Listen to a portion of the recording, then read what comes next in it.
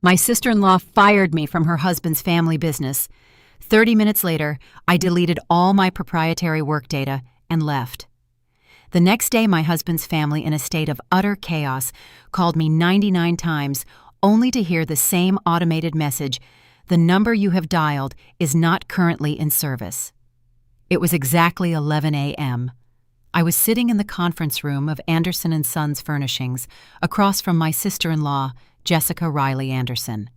The white ceiling light reflected off the long, cold glass table, making her face look even more frigid. In front of me was a neatly placed sheet of paper with a bold title, "Notice of Employment Termination." Jessica pushed the paper toward me with 2 fingers, her voice light, but each word was a dagger. "As of today, you no longer need to come to the company. This is a family business, and we don't support saboteurs." I stared at the paper for a few seconds and then looked up at her. I wasn't paralyzed by fear or surprise.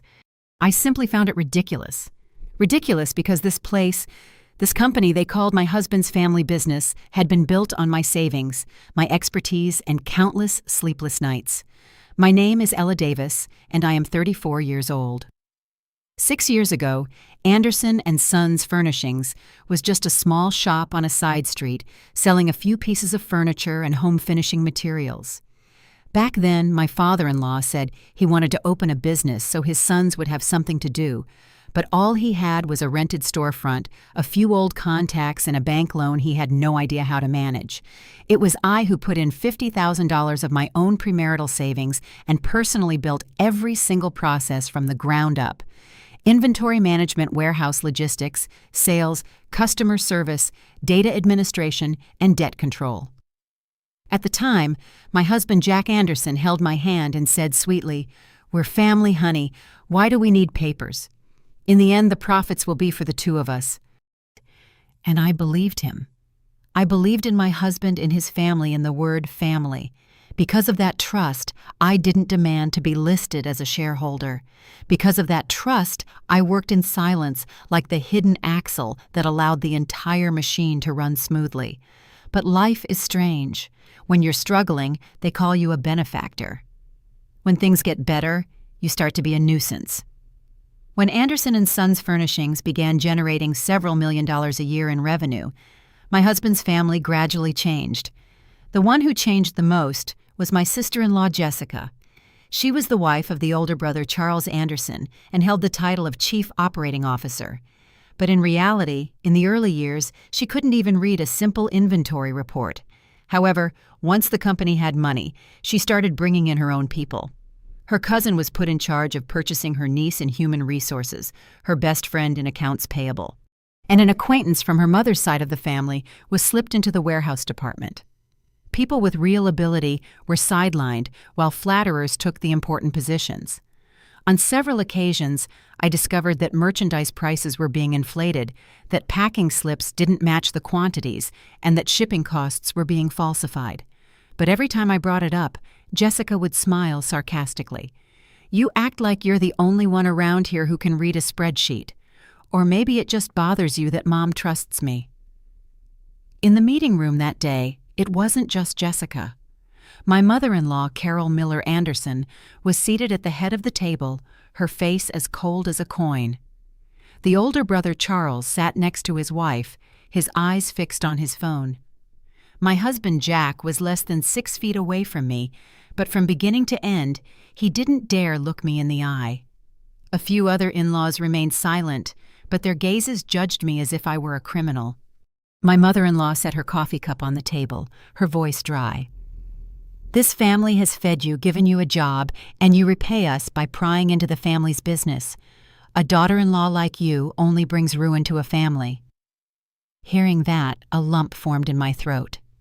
In 6 years, I had never taken a single cent from the company improperly. I had spent sleepless nights over orders. I had taken the heat for employees' mistakes. I had apologized to clients for delays, and even once had to pawn my mother's gold necklace to get money to pay a supplier.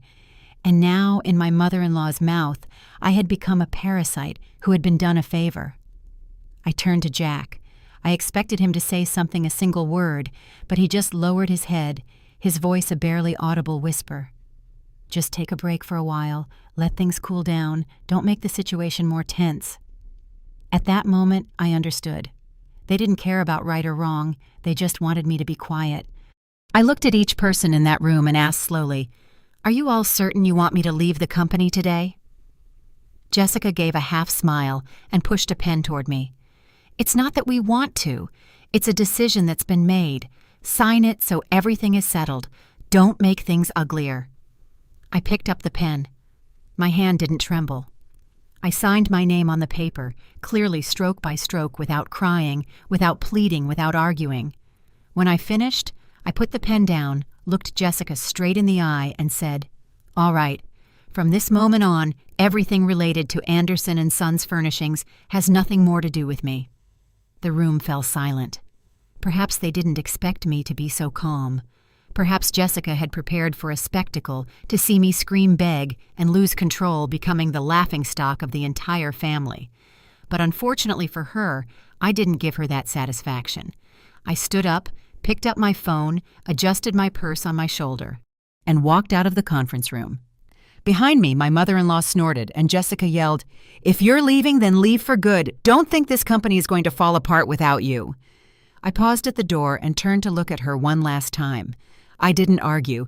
I just smiled faintly because none of them knew that in 30 minutes, what they would lose wouldn't just be a fired sister-in-law. They would lose the true brain that had kept Anderson & Sons Furnishings afloat for the past 6 years. I left the conference room, closing the glass door behind me. Inside, they remained seated, probably gloating about finally getting rid of the thorn in their side. I, on the other hand, went directly to my desk, the place that for 6 years had been my second home. It wasn't a large desk, but it had witnessed countless sleepless nights and cold lunches eaten from a container while I checked every inventory figure, every purchase order, every looming debt.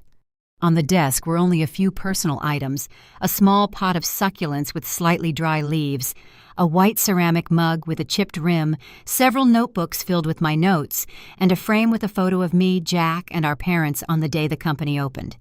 And next to it, my personal laptop, the one I always used in parallel with the company computer to run specific analyses the old system couldn't handle. As I looked at each object, I felt a strange emptiness. Not a pain that made me cry, but a coldness, like a room where all the lights have just been turned off. The news of my firing spread faster than an internal memo. Some employees looked at me from afar with pity, others with fear, and some lowered their heads pretending to be busy. In this company, everyone understood that when Jessica wanted to get rid of someone, it was best not to appear close to that person. Beth, the head accountant, came to my side, her voice trembling. "Ella, did they really make you leave?" I looked up at her and nodded slightly, signaling for her to ask no more questions.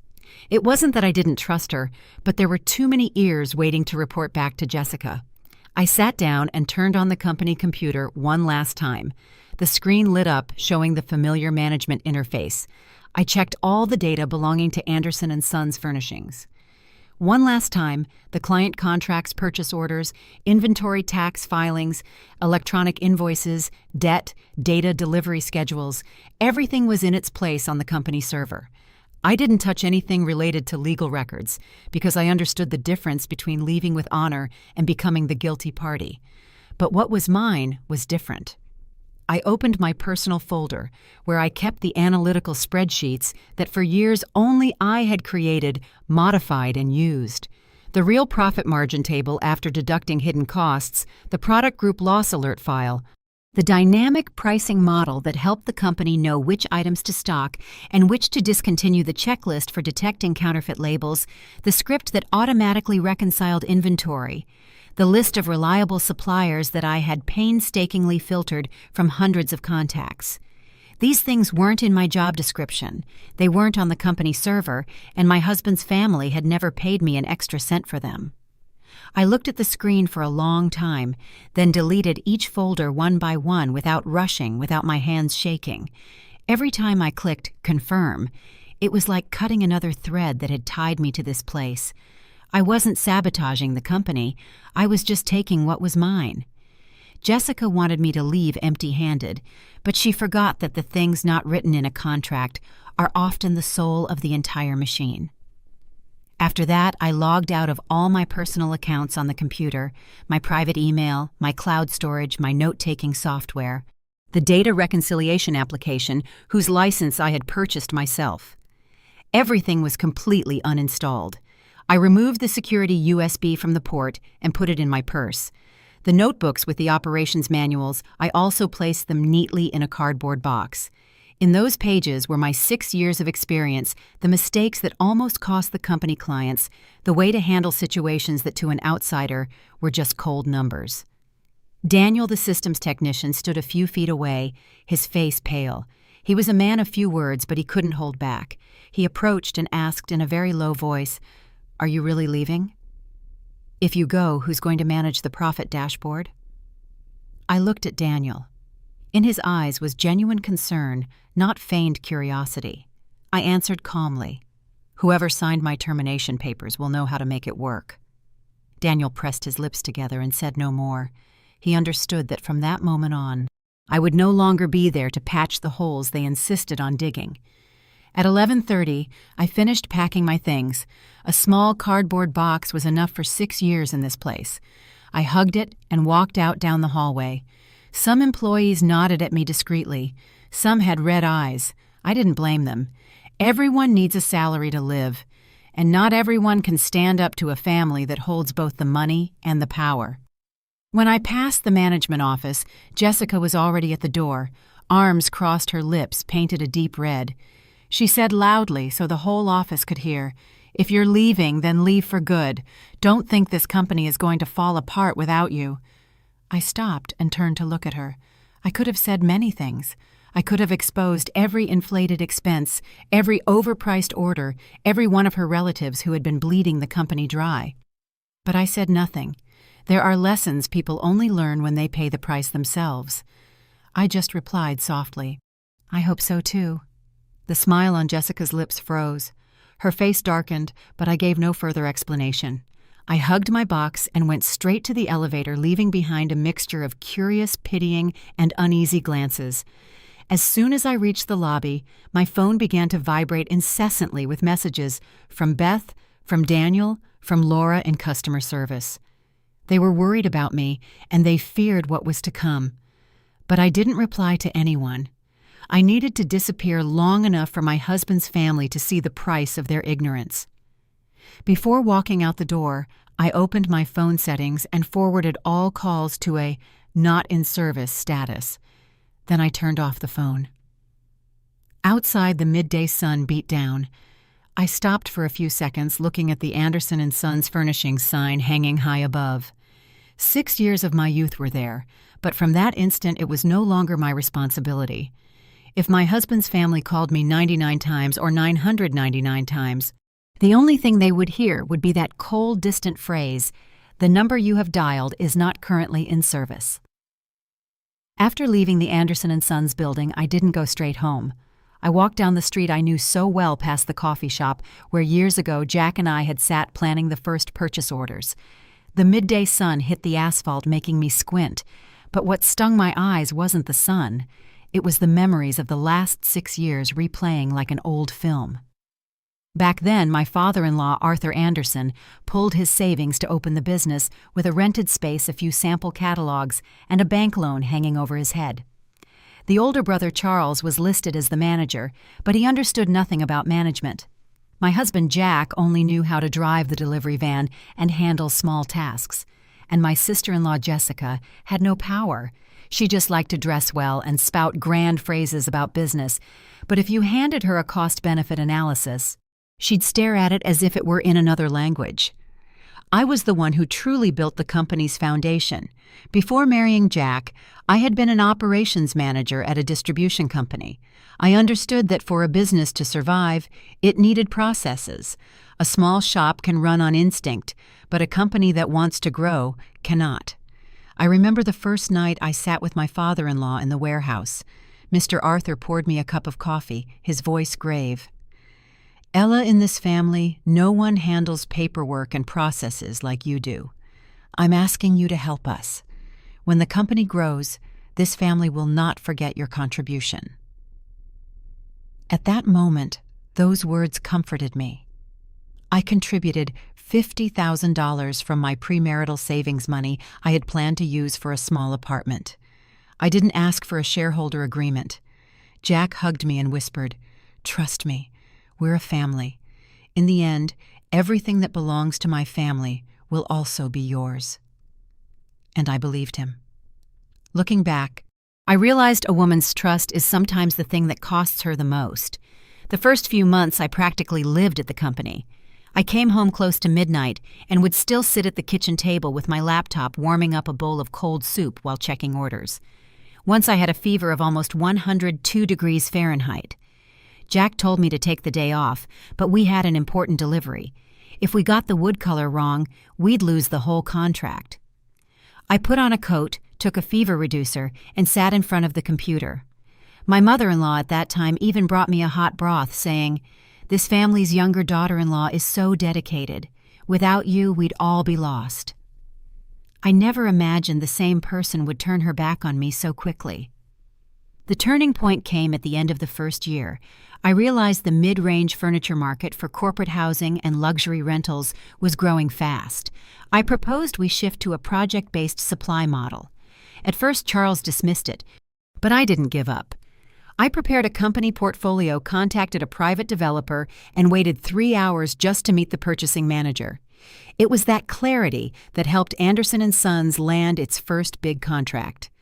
The day we received the initial deposit, my father-in-law opened a bottle of wine to celebrate, and my mother-in-law boasted to the neighbors, "My younger daughter-in-law is so smart. Since she arrived, the business has taken off." In the second year, revenue quintupled.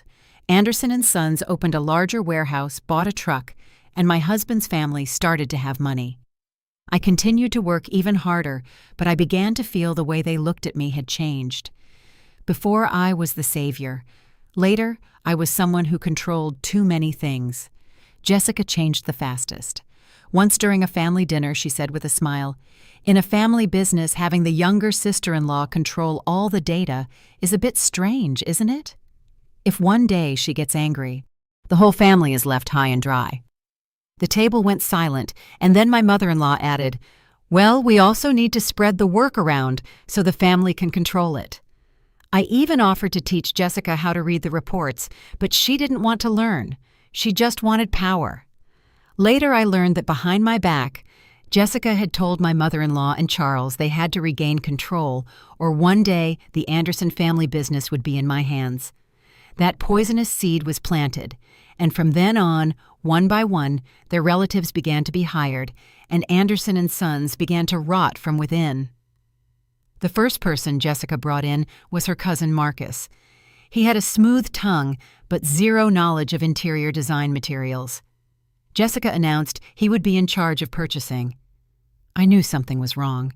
Purchasing is the gateway to the whole company. Isn't putting someone with no experience in charge a bit rash, Jessica? Jessica smiled coldly. "Don't always act like you're the only one who knows anything. Marcus is family. He's trustworthy." 2 months later, irregularities began. Some of our star products' purchase prices suddenly rose by 8 to 15%. I asked Marcus why. He shrugged. "The market fluctuates, Ella."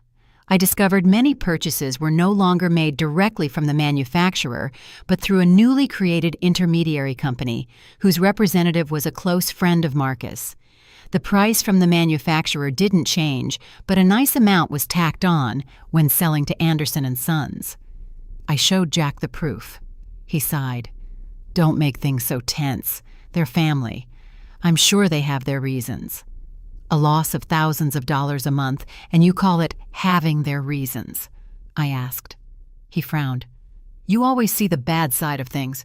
Are they going to harm their own company?" I fell silent. That phrase, "is family going to harm itself later," became the excuse for everything. After Marcus, Jessica brought her niece Sarah into human resources. Sarah was barely 20, often late, and quickly filled the customer service department with her friends. Complaints increased, but the reports sent to Jessica were always impeccable. I discovered many complaints had been reclassified as customer requests or customer cancels for personal reasons. Andy, the warehouse manager, couldn't take it anymore. He reported missing merchandise and incorrect codes, but Marcus would just shout him down. One day Andy told me, his voice choked with emotion, "Ella, I'm telling you the truth. The system says there's stock, but the warehouse is empty. If something happens, don't let them put all the blame on the warehouse." That hurt me. The people who really worked were starting to be afraid. I spent 2 weeks secretly reconciling data. The company was bleeding from the inside, losing tens of thousands of dollars each month. At the next family meeting, I presented the data. As soon as she heard irregular purchasing costs, Jessica jumped to her feet. "Are you implying that I'm stealing? You're a daughter-in-law in this house and you dare to suspect your husband's family?" My mother-in-law slammed her hand on the table. "Enough! The company's money belongs to the Anderson family. You are just a daughter-in-law. Don't think because you know a few numbers you can come and lecture us." Jessica burst into skilled tears. "I know Ella is smart, but I'm also the older daughter-in-law. I just want to help, and she always acts as if I'm useless."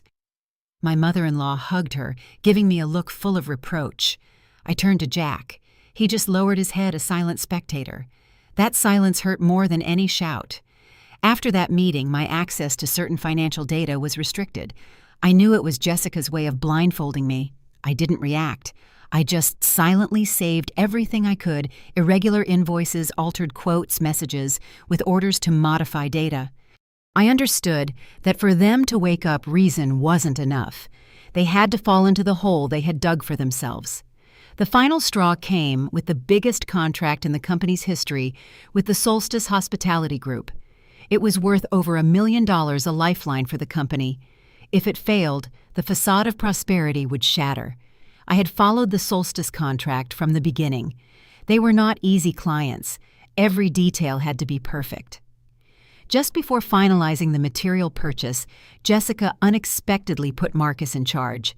The reliable suppliers I had worked with for years were removed, replaced by a new unknown company with prices almost 12% lower. I knew a product that cheap was a trap. I requested a sample. As soon as I held it, I knew something was wrong. The surface looked similar, but it was lighter. The edges weren't clean, and the moisture-resistant layer had a strange chemical smell. I scanned the QR code and got a mismatch error. I checked the quality certificate and found the production lot code was blurry. My heart sank. This was deliberate fraud. I immediately sent an email to halt the order and called Jessica. "The batch for Solstice has problems," I said directly. She laughed. "You really are an expert at sabotage. You can't stand that I'm in charge of this project, can you?" "Jessica, this is $1 million contract. If we deliver incorrect material, the company could be sued." But she snapped, "The company doesn't just depend on you to worry," and hung up. That afternoon, an emergency meeting was called. Jessica threw a folder on the table. "From the beginning, this contract has been handled by Ella. If there are any mistakes, she must be the one responsible." I froze. They weren't just bleeding the company dry, they had prepared me as a scapegoat. My mother-in-law immediately agreed. "That's right. If something happens, you explain it. Don't drag my family into this." I looked at Jack. He sat there pale without a word of defense. "You want your wife to take the blame for others?" I asked. He whispered, "I just want things to be resolved smoothly. Take some of the responsibility so this can be over." That sentence made me go completely cold. Some marriages don't die from a loud affair, but from a whispered phrase when a woman most needs protection. I stood up. "All right. If you all want things to be resolved smoothly, I will let them be resolved smoothly my way." That night, I returned to the company after hours. In the system, I discovered an internal account had used my digital signature to approve a draft order with incorrect specifications. The approval was made at 9 p.m. the previous day when I was at my colleague Beth's house. I checked the access log and the IP address matched my workstation. Someone had created a false trail. I asked Daniel, the technician, for the hallway camera recordings. He sent me a video showing Sarah, Jessica's niece, sneaking into my office with a USB drive. Then he sent an audio recording. "Listen to this," he wrote. "I'm afraid they'll hurt you." In the recording, Marcus's voice was clear.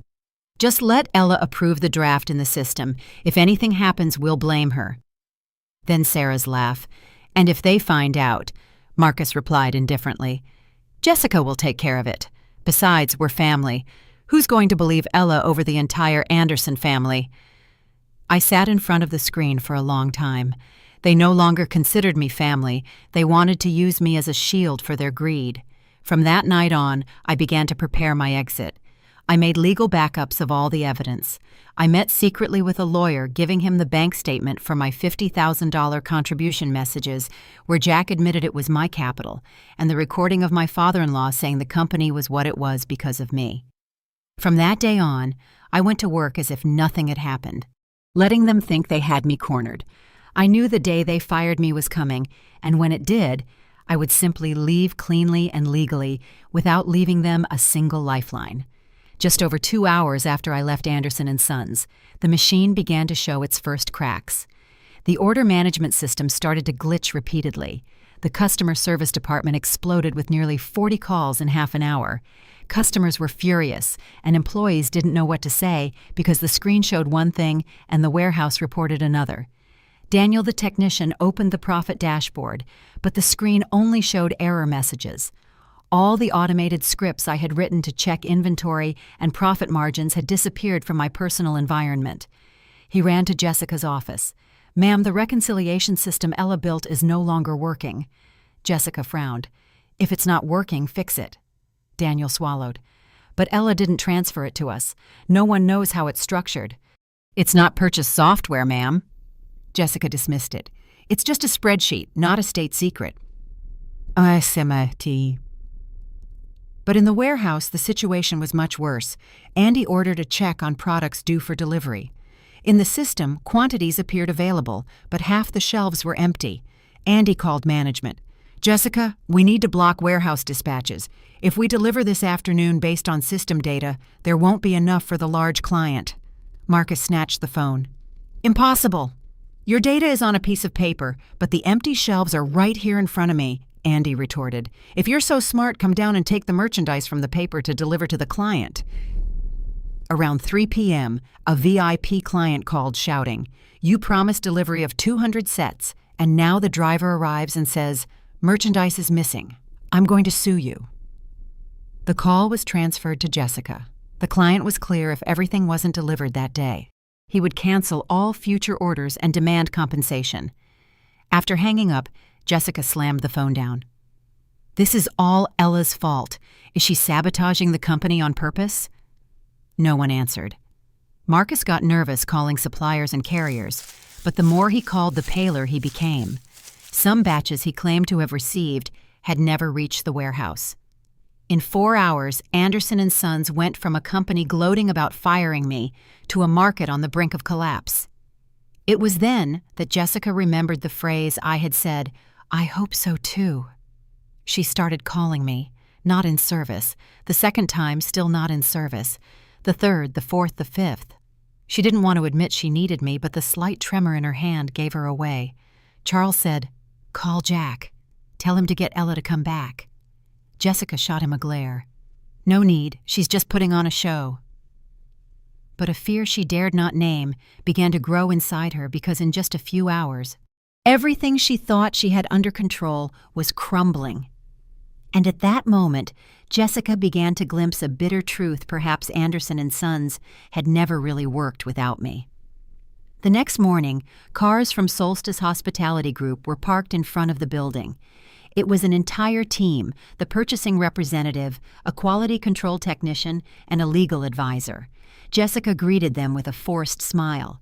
The representative, Mr. Thompson, asked directly, "Where is Mrs. Davis? We have dealt directly with her until now." Jessica's smile froze. "We have recently reorganized our staff. I am the Chief Operating Officer and will be personally handling everything." After just a few minutes of inspection, the Solstice technician frowned. "This sample does not meet the requirements. The moisture-resistant layer is below what was agreed upon, and the strength does not meet the standard." A short sentence, but it was like a lightning bolt. Jessica hurried over. "Could you please check again?" The technician shook his head and brought out the standard sample to compare. The internal core structure was completely different. Mr. Thompson's voice was calm, yet terrifying. "This is not the sample we approved. If this is the batch that is delivered, we will not only cancel the contract, but also demand compensation." Jessica's face turned pale. The contract penalty could be up to $500,000. My father-in-law, Mr. Arthur, was called in. Hearing the figure, he froze.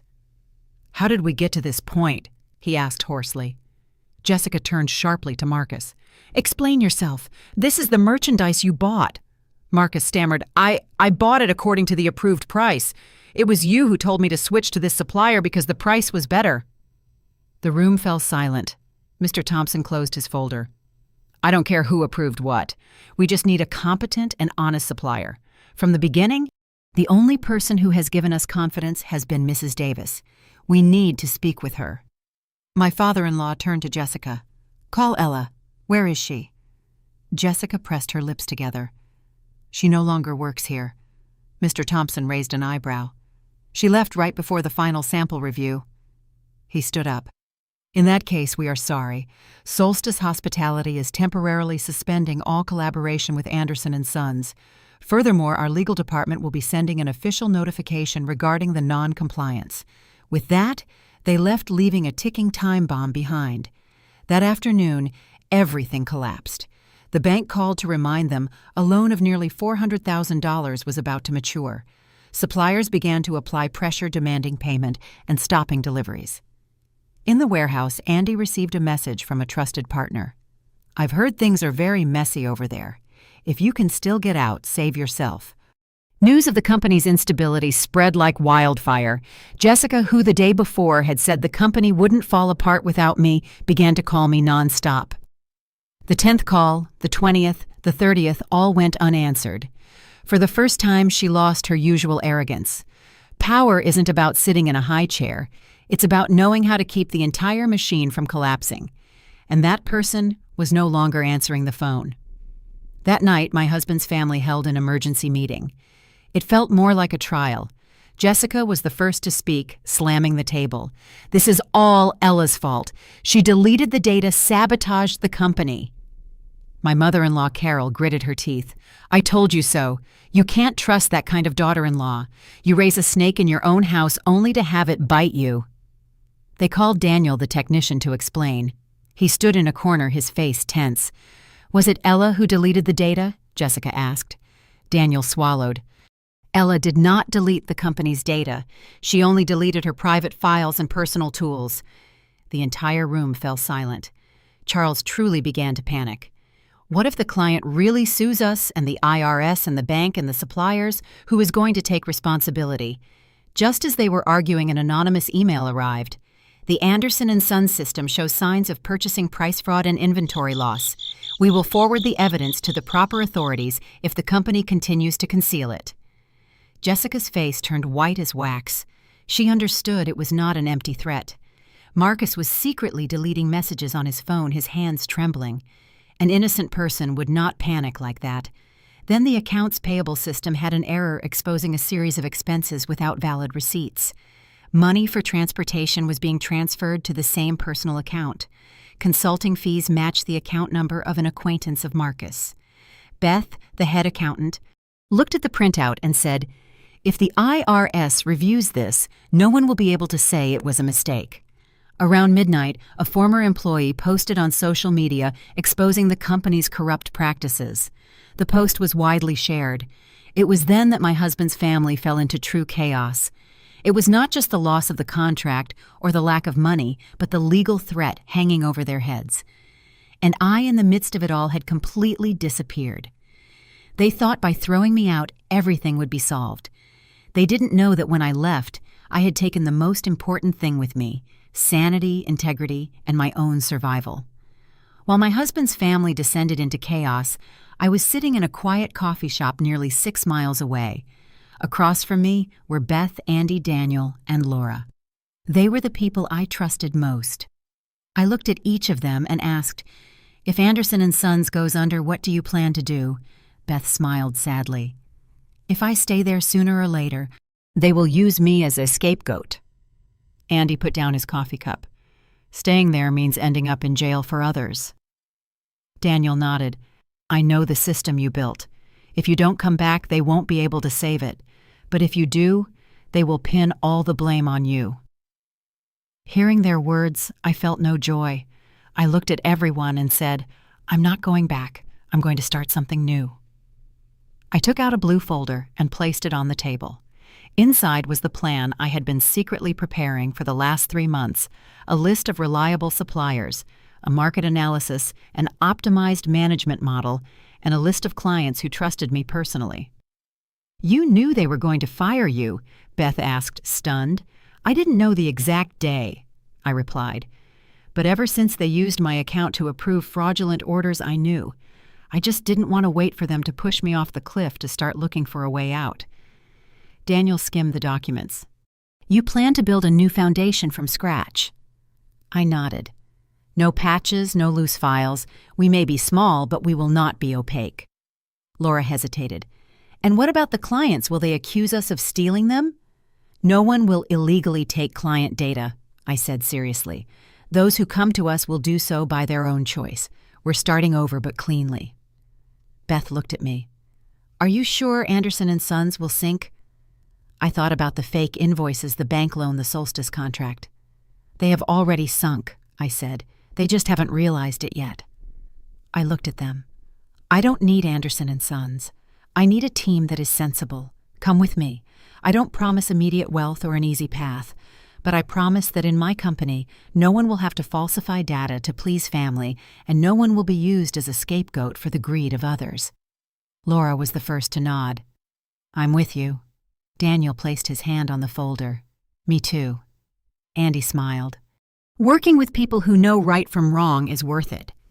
Beth looked at me with red eyes. So where do we start? I opened the last page of the folder.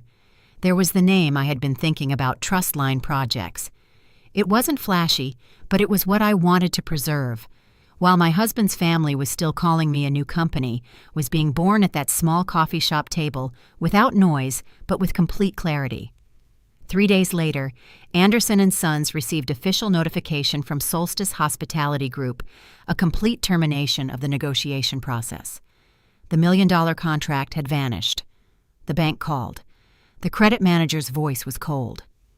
If the company does not provide liquidity to secure the loan, the bank will proceed to review the mortgaged assets. A supplier sent a certified letter demanding immediate payment. The entire office was a pressure cooker. Jessica became more and more entangled. She would call Marcus, and the phone was off. She would call the new supplier, and no one answered. Around noon, the IRS sent a summons for an inspection. Beth placed it in front of Jessica. Jessica shouted, "Why are you looking at me? You handle the accounting." Beth's voice was serene. I handle the papers, but I'm not the one who approves the expenses. Digital signatures and transfer orders have a record. That sentence left Jessica speechless. Marcus had disappeared. Sarah sent her resignation via email. The 2 people Jessica had called trusted family were the first to flee. That afternoon, my father-in-law called me 10 times in a row. He put down the phone, dejected. My mother-in-law paced, muttering, "Call her. Tell her to come back. Ella knows how to handle these things." It was the first time she had referred to me without shouting. Jessica jumped to her feet. "No need. The company can survive without her." But just as she finished, Beth came in. "If no money comes in this week, the company won't be able to pay salaries." The silence was deafening. The most competent employees started to submit their resignations. That night, Jack sent me a short message. "I'm sorry. Could you come back so we can talk?"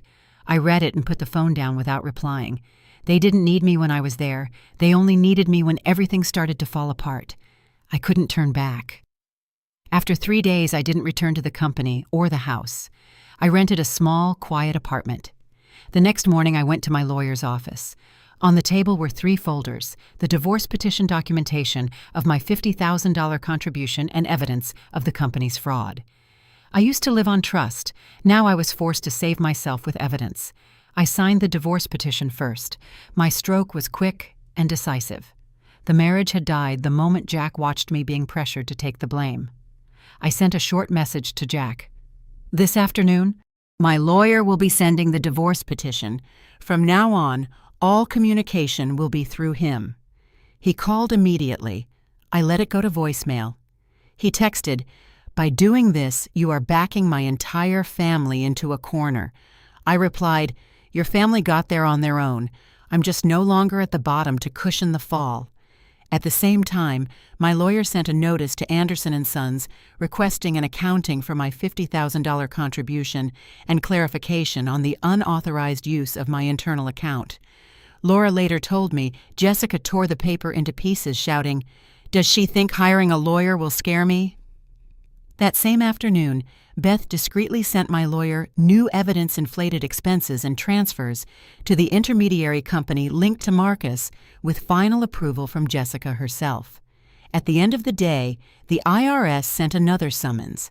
This time the person required to appear was Jessica Riley Anderson, Chief Operating Officer. They say that when she read her name, she froze in the middle of the office, the paper trembling in her hands. I had begun my counterattack without noise, without shouting, simply by shining a light on the dark corners they thought they could keep hidden forever. That night, my doorbell rang insistently. It was Jack, his shirt wrinkled, his hair disheveled. I opened the door a crack. He spoke immediately, his voice hoarse. "Ella, I know I was wrong. Please come back. The company is a mess." I looked at him calmly. "Do you need your wife or do you need someone to save your family's company?" He was speechless. I smiled bitterly. "The day they fired me, you sat there. The day they blamed me, you also sat there. By what right do you ask me to come back now?" He looked up, his eyes red. "I was trapped between my mother, my sister-in-law, and you. I didn't know what to do." "You weren't trapped. You chose," I said. "It's just that now your choice is costing you." His phone rang. It was his mother. He answered. Her shrill voice echoed, "Did you find her? Tell her to come back now. As long as she is a daughter-in-law of this family, she has to save it." I stepped closer, looked at the phone screen and said, "I am filing for divorce. From now on, I am no longer your daughter-in-law." Carol screamed, "You ungrateful wretch! My family gave you status, and now you turn your back on them." "I earned that opportunity with my money and my work," I said serenely. "Do not confuse my effort with your family's charity." Jack quickly ended the call, his voice almost pleading. "Ella at least help with the solstice issue. You just have to talk to them, get the system running again." I shook my head. "I am not going back to clean up the mess they deliberately created. If I get involved now, it would be like putting a noose around my own neck." He was speechless. I looked at him one last time. "Since you were once my husband, I will give you one last piece of advice. Do not co-sign any more loans. Jessica is getting your whole family in debt with loan sharks." Jack froze. "Loan sharks? What are you talking about?" I gave no further explanation. "Go and ask Charles. Ask Jessica. Ask them where the deed to your parents' house is." With that, I stepped back and closed the door. Behind it, I heard him stand there, then the sound of his hurried footsteps. 10 minutes later, a message from Jack. "Charles won't answer. Is it true they mortgaged the deed?" I didn't reply. The gears of the Anderson family had begun to crush the very ones who sat on top of them. Jack rushed to his parents' house that night. He heard his father shouting. On the living room table was a loan agreement with an exorbitant interest rate and a photocopy of the deed to his parents' house. "Who gave you permission to mortgage the deed to this house?" Mr. Arthur asked, his hands trembling. Jessica tried to remain calm. "I did it to save the company, Dad." Just then, Jack's phone buzzed. It was a file from Beth showing the $200,000 loan had not gone to the company, but had been transferred to 2 intermediary accounts, one linked to Marcus. Jack threw the phone on the table. "Jessica, where is the money?" "You've been listening to Ella," she fought back. "Don't bring Ella into this," Jack snapped. "I asked you where the money is." Just then, 3 black cars screeched to a halt outside. Several men got out. The one in front, a man with a scar on his cheek, walked into the living room, placed another loan agreement on the table, and said in a low voice, "If there's no money tomorrow, this house changes hands." My mother-in-law swayed. "You said it was just a temporary loan for 1 month." It turned out Carol knew about the loan and had hidden it. Mr. Arthur slammed the table. "So you knew too! It turns out the only fool in this house was me." The landline rang. It was the IRS informing them of a surprise inspection the next morning. With loan sharks at the door, an IRS inspection, and Solstice preparing a lawsuit, they were trapped. Jessica finally lost control, screaming that it was all Marcus's fault. But Marcus had disappeared. As she was screaming, her phone lit up with a message from an unknown number. "Don't drag me down with you. I have enough paperwork to put you in jail." It was from Marcus. He had not only embezzled the money, but had also kept copies of the fake documents and approvals signed by Jessica. The person she had brought in as her right-hand man was now holding a knife to her throat. That night, no one in my husband's house slept. While Anderson and Sons descended into chaos, I had to move forward. In just a few days, with Beth, Andy, Daniel, and Laura, we opened our new company, Trustline Projects. We rented a modest office and got to work. We will not take a single asset from Anderson and Sons. I made clear, whoever comes to us must do so because they believe in our way of working. Our launch took place in a small room with just the 5 of us. I stood before them and said, "I promise that here no one will have to falsify data to please family, and no one will be used as a scapegoat for the greed of others." Laura posted our introduction on social media. Many former clients shared it. 2 days later, Mr. Thompson from Solstice Hospitality Group called. "Mrs. Davis, we don't need Anderson and Sons. We need someone truly competent." I replied clearly, "If Solstice wants to work with Trustline Projects, I have 3 conditions: an independent audit of all purchases, a clear contract, and no low-quality materials." Mr. Thompson said, "That is precisely why we called you."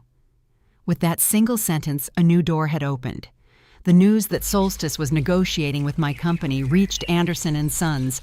Jessica screamed, "She stole my client," but her screams no longer scared anyone. Many of the good employees remaining at Anderson and Sons submitted their resignations. That afternoon, Jack came to see me again. He handed me the signed divorce petition. "I was right to lose you," he said. "I'm not asking you to forgive me, but I'm asking you to save my parents from that debt." I looked at the paper. "I can show them the legal path, but I will not pay the price for them." He lowered his head. He understood I was no longer the woman who silently picked up the broken pieces. That night, I sent Jack a list of the evidence he should present to prove the money had been diverted. I did it because I wanted everything to end according to the law. And I had Trustline Projects. I had people who believed in me and a new path ahead. This time, I was acting under my own name. 3 months later, Anderson and Sons was officially placed under investigation. The company sign still hung, but the door was locked tight. Jessica was summoned to testify. Marcus, after being on the run, was found. On his computer were all the records of the money distribution and Jessica's orders. Charles, as the legal administrator, took the most responsibility. My father-in-law fell ill. One day, Jack wrote to say his father wanted to apologize. I replied, "I hope he takes care of himself." My mother-in-law also called. Her voice was hoarse. She cried, "Ella, I was wrong. I thought family was the most important thing, but it turns out an outsider like you was the one holding this house together." I was silent. "I was not an outsider," I told her. "I was family, but you were the one who threw me out." The call ended, closing a long, exhausting chapter of my life. The divorce was finalized. My $50,000 contribution was recognized and had to be repaid. Jack signed everything in silence. "I'm sorry for leaving you alone for so long," he said before leaving. "Some apologies come too late." I did not gloat over his family's downfall. But I also didn't soften and go back. 6 months later, Trustline Projects signed its first major contract with Solstice. In our first results meeting, I looked at the people who had walked with me through the rubble. "We didn't win out of revenge," I told them. "We won by not being dishonest." A year later, Trustline Projects became a trusted partner in the industry. It grew solidly and steadily. I once passed the old headquarters of Anderson & Sons. The sign was gone, the windows covered in dust. I stopped remembering the years I left my sweat there. Strangely, I felt no pain, only relief.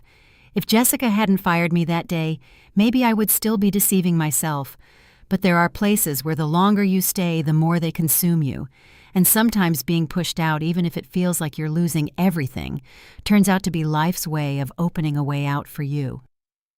I left my husband's family, that company, that marriage, but I didn't lose everything.